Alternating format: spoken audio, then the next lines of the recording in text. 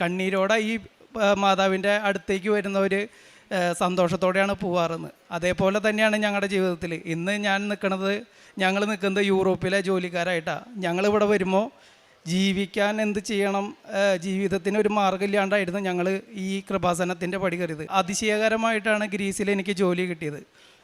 ഗ്രീസിൽ ഞാൻ ജോലി ചെയ്യുമ്പോൾ ഞാൻ ജോലി ചെയ്യുന്ന പ്രൊവിൻസിൽ മലയാളിയായിട്ട് ആകെ ഒരാൾ ഞാൻ മാത്രമേ ഉള്ളൂ. ബാക്കി എല്ലാവരും ഗ്രീക്കാണ് അവിടെ, പിന്നെ പഞ്ചാബി, പാകിസ്ഥാനി അങ്ങനെയുള്ള ആൾക്കാരാണ്.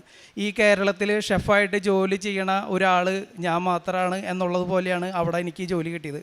കാരണം ബാക്കി ഇത്രപ്പെടുത്ത കഴിവും യോഗ്യതയൊക്കെ ഉള്ള ഒരുപാട് ആൾക്കാരുണ്ടായിട്ടും ഞാൻ ഒരാളാണ് ഏറ്റവും കുറഞ്ഞ സർവീസ് ചാർജിൽ എനിക്ക് മാതാവ് അവിടെ ജോലി തന്നത്.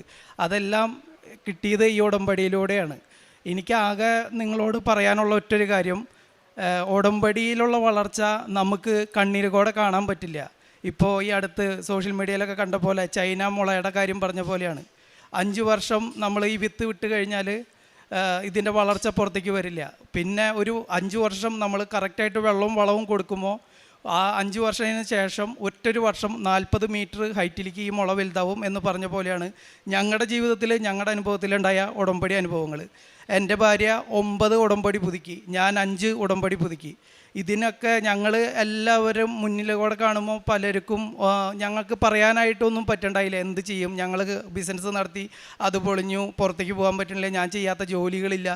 അങ്ങനെ നിൽക്കുന്ന സമയത്താണ് പിന്നെ ഉടമ്പടിയിലുള്ള വളർച്ച പെട്ടെന്നായിരുന്നു. ഞാൻ പോയി എൻ്റെ 2 മാസം കഴിഞ്ഞപ്പോൾ എൻ്റെ വൈഫിന് പോകാനുള്ളതൊക്കെ റെഡിയായി, അവൾ പോയി.